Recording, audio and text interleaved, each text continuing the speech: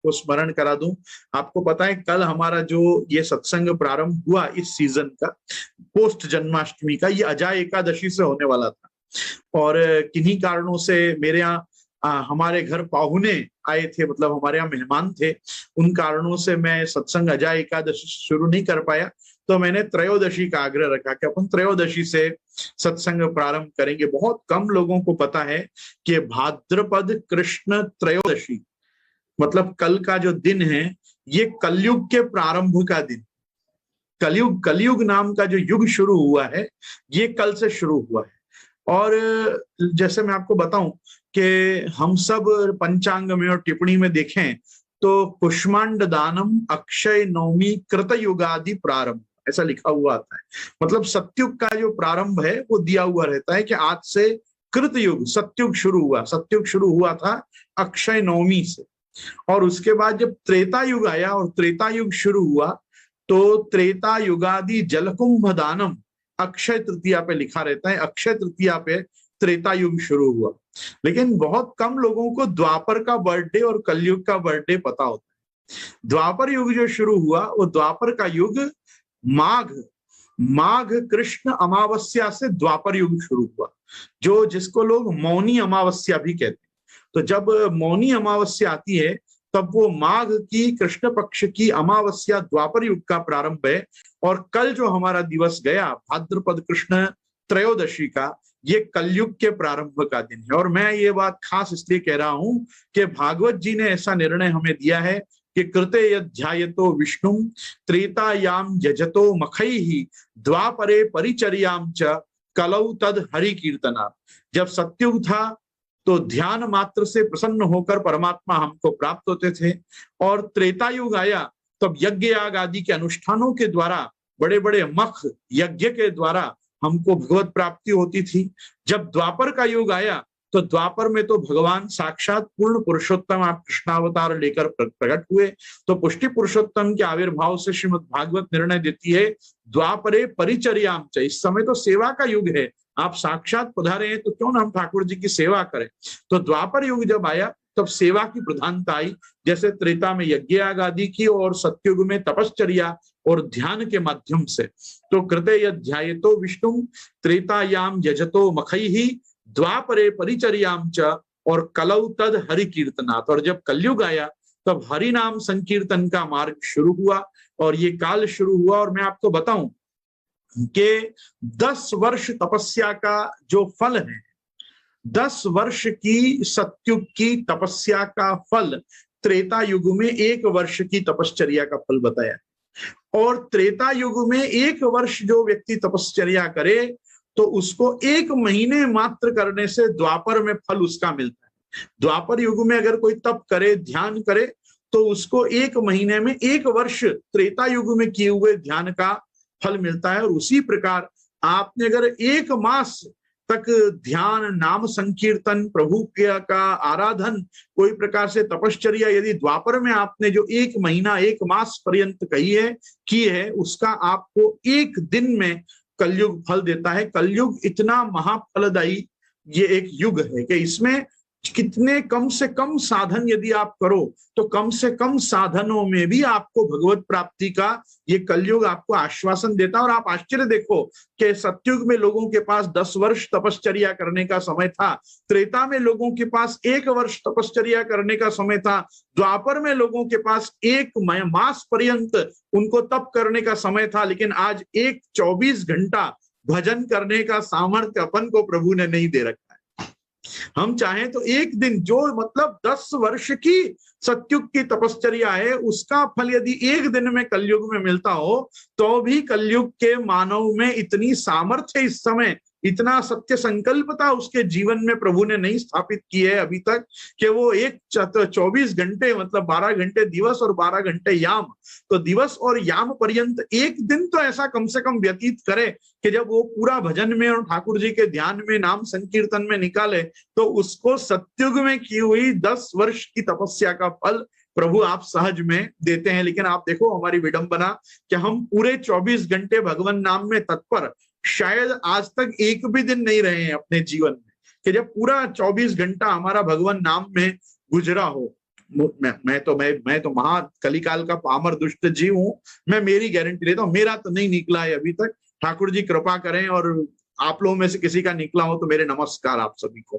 कहने का तात्पर्य है कि कृते यध्यायतो विष्णु त्रेतायाम यजतो मखैहि द्वापरे परिचर्याम च कलौ तद हरि कीर्तनात् ये हरेर नाम नामैव केवलम कलौ नास्त्यैव नास्त्यैव नास्त्यैव गतिरन्यथा।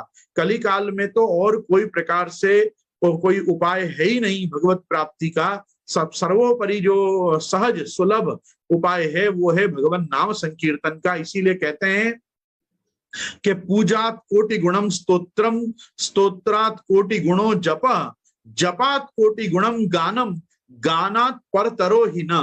पूजा से करोड़ गुना फलदायी स्तोत्र पाठ करना बताया गया है, स्तोत्र पाठ से ज्यादा फलदायी जप करना बताया गया है, जप से ज्यादा फल दान करता है भगवान नाम संकीर्तन, प्रभु की कीर्ति का विमल अमल कीर्ति का गान करना, और उसके ऊपर कोई फल नहीं बताया गया। मतलब ठाकुर जी के कीर्तन करना, प्रभु के कीर्तन की सभा रखना, मतलब सभा जयंते मम पौरुषाणी, जो भगवान का वचन है कि जो लोग मुझ में अपना ध्यान लगाते हैं, मुझ में अपना चित्त लगाते हैं, वो उनकी सभाएं मेरे नाम मेरे कीर्तन और मेरे जयकार से ही गूंजती रहती हैं। तो मैं ये बात को वापस कहना चाहूंगा कि भगवान के वचन की ये बड़ी निगूढ़ सत्यता है कि ना हम वसामि वैकुंठे योगी नाम हृदय न च मद भक्ता यत्र गायंती तत्र तिष्ठामि नारद। मेरे भक्त जहां मेरा लीला गुणानुवाद मेरे कीर्तन करते हैं, हे नारद मैं वहां नित्य निरंतर रहता हूँ।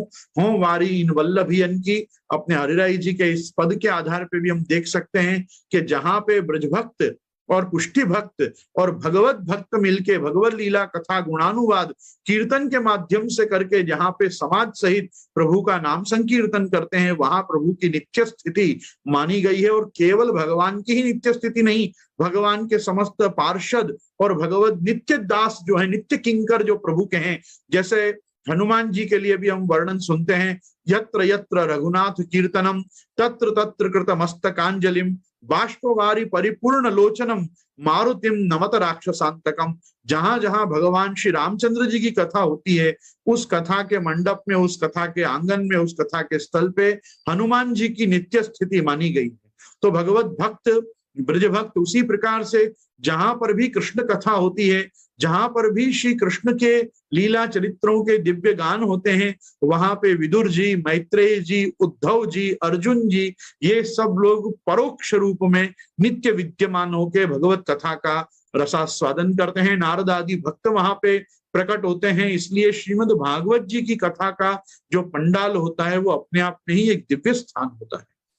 और क्योंकि ये सब बड़े दिव्य स्थान हैं और यहाँ भगवान की, भगवान के भक्तों की, भगवान के नित्य पार्षदों की, प्रभु के समस्त किंकरों की नित्य स्थिति मानी गई है, इसलिए उन स्थानों की विशुद्धता और पवित्रता, शुचिता, अपरस, मेंढ, इन सबों का विशेष आग्रह रखना चाहिए, जैसा हम भगवान मंदिर में रखते हैं। कहने का तात्पर्य मेरा इतना ही था कि कल ये हमारी कलयुग की जयंती गई, और कलयुग की जयंती में क्योंकि भगवत सत्संग, भगवत लीला कथा गुणानुवाद ही इस समय पे उद्धारक है, इसलिए मैंने विचार किया कि यदि हम अजा एकादशी से सत्संग को प्रारंभ नहीं कर पाए हैं तो कोई बात नहीं, हम त्रयोदशी से, कलिकाल के जन्मदिन से ही हम लेते हैं, क्योंकि देखो हम तो इसी कलिकाल में हम उद्धरित हुए हैं। हमारा वर्ण, हमारे को शरण स्थान के रूप में भगवान के चरणारविंद की प्राप्ति, श्री महाप्रभु जी का हमको संबंध, और महाप्रभु जी के यमुना जी के संबंध से प्रभु श्री गोवर्धन धर का हमको जो नित्य संबंध प्राप्त हुआ है, वो इस कलिकाल की ही देन है। यद्यपि हम कलिकाल को बारंबार देखते हैं कि भगवत शास्त्रों में ऐसा बताया गया है कि कलिकाल में बहुत सारे दोष हैं, लेकिन श्री गोसाई जी हमको निर्णय देते हैं कि कालो यम कठिनोपि कृष्ण भक्तान न बाधते। अगर कठिन काल है भी तो भी वो कृष्ण भक्तों को बाधा नहीं करता है। तो मैं पुनश्च कहना चाहूंगा, कृष्ण भक्त हैं, कृष्ण भक्त बनिए, कृष्ण भक्त रहिए, और कृष्ण भक्ति में ही अपनी जीवन की कृतार्थता और तत्परता को बनाए रखिए, क्योंकि ये जो युग है, ये युग वास्तव में प्रभु के नाम का ही युग है। नाम, ध्यान, कीर्तन, सेवा, भजन, जिस रूप में भी हम ठाकुर जी का चिंतन करें, ये न केन प्रकारेण मनः कृष्णम निवेशयेत्। और मनः कृष्णम निवेशयेत् क्यों? क्योंकि प्रविष्टम कर्णरंध्रेण स्वानाम भाव सरोरुहम धुनोति श्यामलम कृष्ण सलिलस्य यथा शरद धौतात्मा पुरुषः कृष्ण पाद मूलम न मुंचति। जिस व्यक्ति का अंतःकरण पवित्र हो चुका है, जो धौतात्मा है, जिसकी आत्मा धुल चुकी है, जिसकी आत्मा उसके हृदय आकाश के आसपास जहां पे कलिमल कलुष या मनोमालिन्य नहीं रह गया है, ऐसा व्यक्ति भगवत चरणारविंद को कभी नहीं छोड़ता। तो भगवत चरणारविंद में चित्त लगाने के लिए हमको प्रभु को अपने कर्ण रंध्र से प्रविष्ट करा के अपने भाव सरोवर पे स्थित करके उनसे ही विनती करनी पड़ेगी कि प्रभु आप मेरे हृदय कमल पे विराज के मेरे आसपास का जितना भी ये मेरा खुद का ही उपजाया हुआ पंख है, इस पंख का आप मार्जन करिए, इस पंख का मार्जन करके कलिमल कलंक से मुझे रहित करिए। तब मैं कृष्णचंद्र की ये जो ज्योत्सनाएं हैं, ये जो समस्त आपकी किरणें हैं, इससे मैं पोषित हो पाऊंगा, मैं आपके पोषण को धारण कर पाऊंगा। तो भगवत चरणारविंद में इसी विज्ञप्ति के साथ कि मेरे साथ इस समय पर सत्संग में सम्मिलित आप सभी लोगों पर कृष्ण कृपा की कर्णिकाएं आपके ऊपर आए और आप सब कृष्ण कृपा के प्रकाश में आप संपोषित हों। इसी के साथ में मेरे विषय को यहाँ पे प्रारंभ